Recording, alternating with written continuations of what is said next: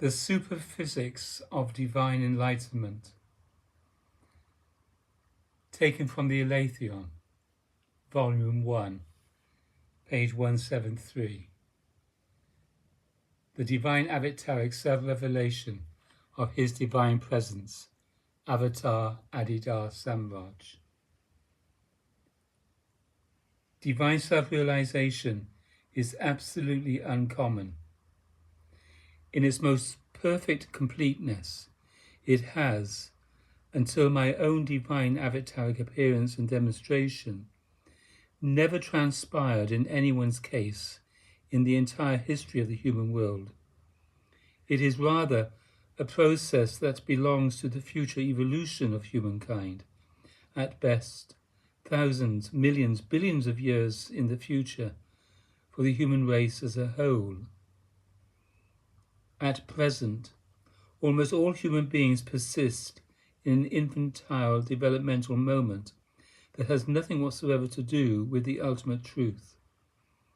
As a general rule, human beings are still dependent, violent, ego-possessed, still seeking consolations in the realm of changes.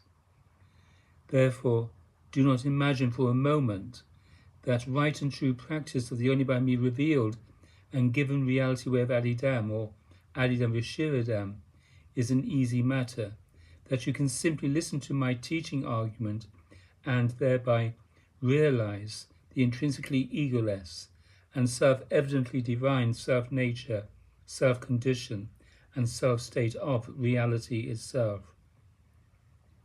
The reality way of Adidam is the work of reality itself. The reality way of Adidam is the obligation or law of eternal existence, an obligation generated and regenerated by the devotional relationship to me. The humanly incarnate spiritual master is divine help to the advantage of those in like form. When my devotee enters into right relationship with me, changes happen in the literal physics of one's existence.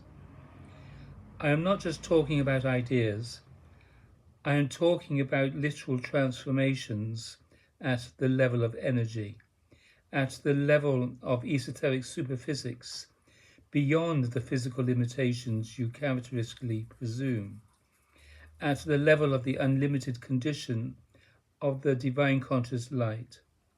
That transformative process is enacted in my devotees in and by means of my divine avataric company.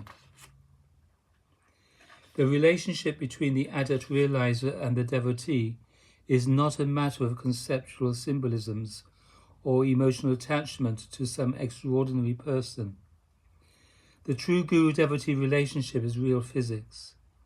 Therefore, because human beings can make unique use of the offering of the adult realizer's company, it is to the special advantage of people when an adult realizer, or whatever real degree, appears in their midst.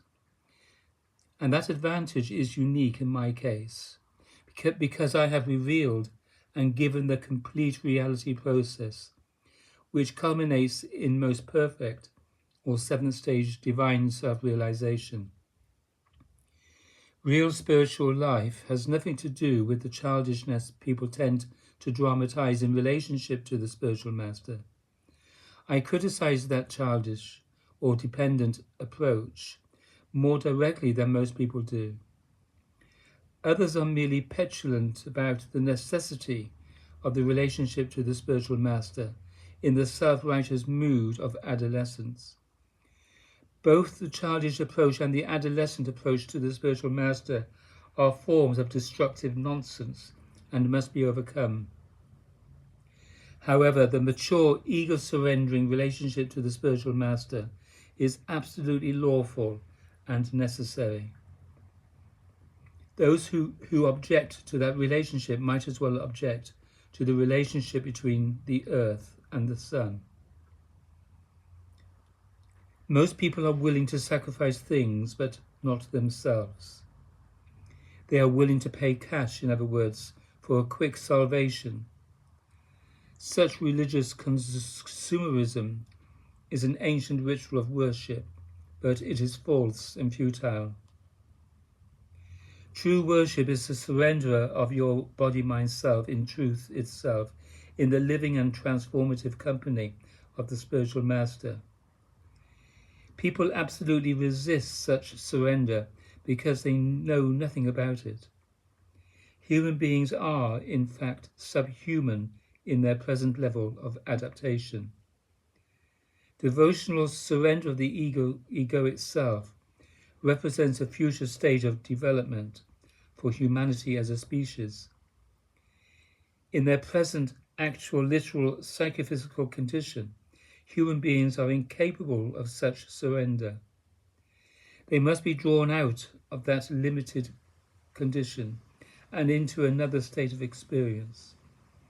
And it is as far to go from where they are now to most perfect divine self-realization as it is from the amoeba in the primal mud of the earth to a human being. Every aspect of your existence, even the body, must change dramatically.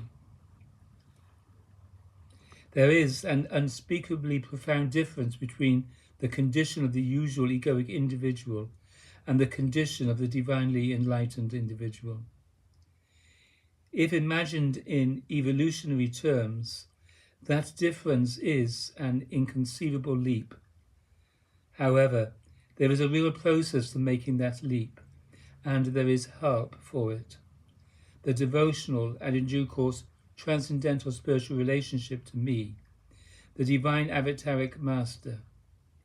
In other words, something in the superphysics of the universe makes it possible for the divine conscious light to avatarically incarnate as an apparent human individual for the purpose of bringing others into the sphere of divinely enlightened existence.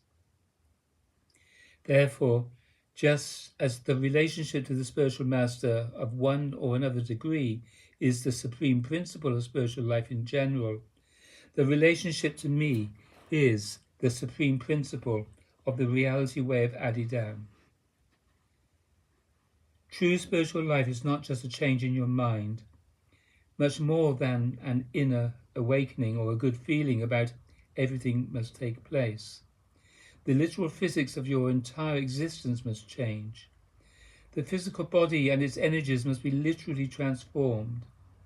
Real spiritual processes do not occur as a result of the subjective nonsense of vicarious belief and vicarious salvation that people usually associate with religion, as if real awakening were merely a matter of asking some silly question or going to a few lectures for the weekend. That is not divine enlightenment. Divine enlightenment is a literal change of the whole body. If you have acquired the human form, then the change that must occur in the body is not really so much in your outward appearance, because you already have the necessary structure. Rather, the changes that must occur are psychophysical changes, just as literal as if you were to acquire more legs and arms, except that the most dramatic changes occur in dimensions other than the shape of the physical body. Changes certainly do occur in the flesh and in the elemental structures of the body, but those changes do not really alter the body's outward shape. Nevertheless, those changes are as literal as the evolutionary change from a dinosaur to a human being, and they are as dramatic as that, but they principally occur at more subtle levels of the physics of the conditional being. There are literal changes in the nervous system, literal changes in the chemistry of the body, literal changes in the structural functioning of the brain. You cannot realize such changes in a weekend. They are a living process of growth, but they can be quickened and intensified through right practice and real ego-transcending discipline in my divine avataric company. I communicate my own bright divine self-nature, self-condition and self-state to you, thereby effecting a radical or at the root transformation in the disposition of your body-mind self. And then over time, I magnify the effectiveness of that disposition many times, such that the entire process of divine enlightenment can potentially take place even in a single lifetime, or at least be dramatically advanced in one lifetime, if not completely fulfilled. The transcendental spiritual process in my divine avataric company becomes a perfect self-awakening of the whole body through the moment-to-moment turning of the whole body of psychophysical faculties to me. Such devotional turning to me requires the disposition of limitless self-sacrifice into the absolute intensity of which all conditional manifestations are stepped down, intensities or conditionally apparent modifications. Through the by me given process of total and complete self-sacrificial release into absolute intensity, most perfect divine self-realization self-awakens. Most perfect divine self-realization is not a mere egoically subjective or bodily and mentally internal matter.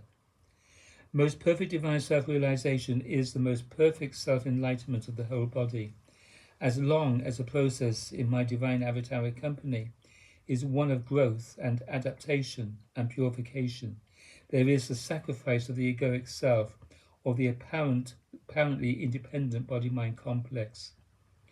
Most ultimately, in the divine process of the seventh stage of life, the intrinsically egoless whole body is divinely transfigured and divinely transformed, becoming in due course divinely indifferent and, at last, divinely translated. In the literature of my divine avataric reality teaching, I have described the full esoteric progression of this remarkable process. My description is not based on any mere intellectual synthesis of things I have read and thought about. The entire process of the reality wave Adidam is my literal experience. My divine avataric teaching word brings the significance of all the patterns of existence into a clear unity, such that the entire affair of human existence can be approached rightly. Constant self-abiding as the bright itself is my very existence. And the divine avataric power of my transcendental spiritual self-transmission of the bright is available for the transformation of others, if people will enter into devotional and, in due course, transcendental spiritual relationship with me. My own person is intrinsically egoless, transcendental, spiritual, and self-evidently divine in nature. Some might presume that in order for me to manifest my own person to them, when they are at a distance from my bodily human form, it should be the case that I bilocate, that I somehow stand in front of them in my bodily human form. However, bilocation is a phenomenon that relates to the whole body. What you experience as me is my transcendental spiritual transmission, or projection or expansion of my divine body. My divine body is not a physical manifestation. My divine body is not a subtle manifestation. I show you myself, my own divine person and presence. My divine form is the bright, the love bliss form that you can feel tangibly touching you, surrounding you, moving in you, making all kinds of changes. That is my divine body. I can manifest my divine body anywhere, and I do so all the time. I only manifest myself. If you enter into the devotional relationship with me, then the divine process begins to duplicate itself in your case. It is not as if you are a robot that is being transformed by some computer. No. The process is a living and human relationship to me. But that process has nothing to do with the conventional doctor-patient or mummy-daddy-baby games. Irresponsible people cannot enter into this process. If you are irresponsible, you feel that you are the victim of events, the victim of your own reactivity coinciding with events. You presume that you have to analyze those events and analyze your reactivity, and thereby discover what is to be blamed for your current state. Such is the worldly model of life, which is based entirely on the principle of egoity, and to live by that model does not lead to any real change or any real transcending of egoity. To live a right and effective life requires that you embrace the principle of responsibility by turning whole bodily to me, understanding your own activity of self-contraction, and changing your life on that basis. Past events do not control your life. You control your life. You are not a victim, and no one is to blame. There is no event whatsoever that is so mighty that you cannot transcend your own reactivity in relation to it. None. Not one event, and not any complex of events. Moment to moment devotional turning to me is what makes the difference. That is the only by me revealed and given reality way of ALETHEON. You must be responsible for yourself at the human level and in a profoundly uncommon way. You must live the discipline of ordinary life. You yourself must be love under all ordinary, daily conditions. You must make this change in your life. There is no way whereby you can be relieved of this necessity, and nobody else can do it for you. Nevertheless, all of that ordinary responsibility simply prepares you for the right relationship to me, in and as my divinely avatarically born, bodily human divine form and person. I am your unique advantage because I am present in the same kind of bodily form as you, manifested via the same kind of physical structure, the same kind of nervous system, the same kind of brain. In my case, however, all these mechanisms are conformed to an absolute level of functioning, such that your entering into communion with me brings changes even at the level of the psychophysical body that you present to me. No abstract divine principle can serve you in that manner, because the physics of this process must be directly present, and the bodily human demonstration of the process must be present in a form that can do its work in your case. That work is my purpose. My divine avataric self-incarnation fully manifests the state of the ultimate physics of things, which is your potential, but not your actuality at the present time. The abstract divine and the powers of the universe are not, in and of themselves, organized for the sake of the immediate transformation of human beings. If people truly enter into right devotional and in due course transcendental spiritual relationship with me, they will inevitably realize the process of transformation characteristic of the only by me revealed and given reality way of ALETHEON. I am here to reveal the perfect teaching of truth itself and to initiate the great culture of compassion and wisdom among human beings. However, those purposes are secondary aspects of my divine avataric service to humanity. Those purposes are the transformative effects of my bright divine state and my ultimate divine function. My true and ultimate divine avataric function is to instigate the superphysics of most perfect real God realization or divine enlightenment among my true devotees.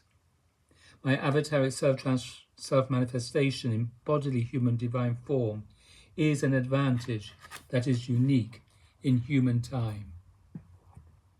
Da, da, da.